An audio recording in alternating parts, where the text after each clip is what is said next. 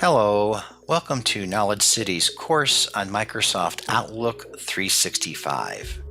My name is Matt Warmain, and I am an instructional designer who lives in Southwest Wisconsin and has been using this tool for over 20 years. By the time you are done with this course, you will understand what Outlook 365 is. You will know the workspace of Outlook 365.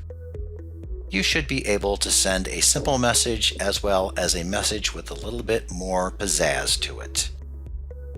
You will know how email functions in today's business environment.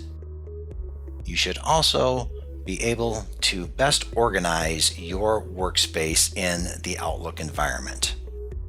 We will also introduce you to some of the functions of the File menu tab. Let's get started.